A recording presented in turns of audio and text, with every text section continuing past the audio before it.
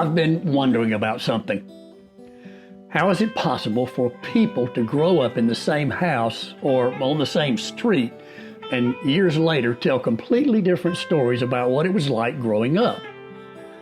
Is it because memories don't really preserve events as much as they keep alive feelings and meanings? Welcome. I'm Andy Phillips, and this is The Journey Inside. Have you ever thought about the ordinary moments that quietly shape who we become? Especially when people can live through the same moments and hold on to completely different meanings. Ask two siblings what it was like growing up. One smiles and says, "We laughed all the time." The other quietly says, "Mom and Dad liked you the best." Same parents, same house, different childhood memories. When I was growing up, I had three sisters. The youngest 14 years younger than me. I was away at college before she entered kindergarten. We belonged to the same family. We called it the same place home, but our growing up years didn't take place at the same time.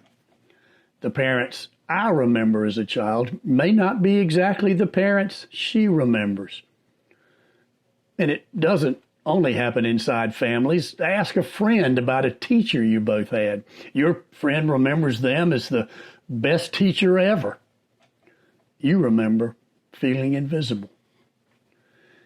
Maybe we don't remember life exactly as it happened. Maybe we remember how it felt while we were living it.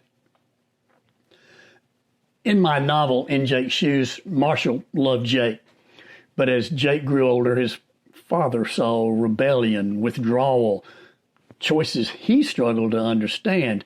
Then, years later, he opened Jake's secret letters, and he discovered another childhood. The events were familiar, the meaning was not.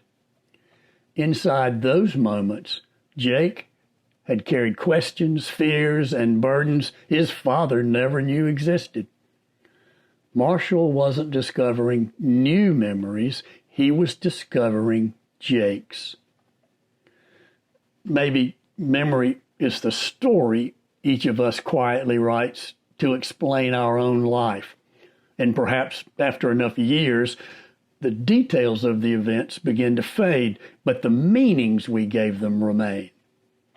Perhaps understanding another person is about becoming curious enough to ask how the story felt from where they were standing.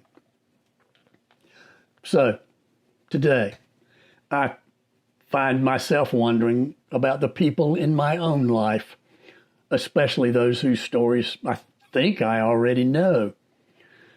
Maybe the people we love aren't asking us to remember the same childhood exactly as they do.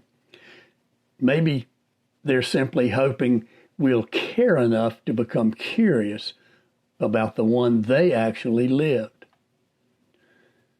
Perhaps we become who we are, not from the childhood moments everyone remembers, but from the meanings that quietly stayed with us.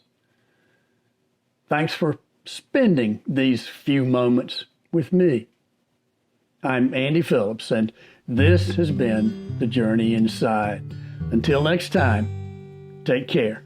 Books are an adventure. You can journey anywhere. Just reach out and turn the pages.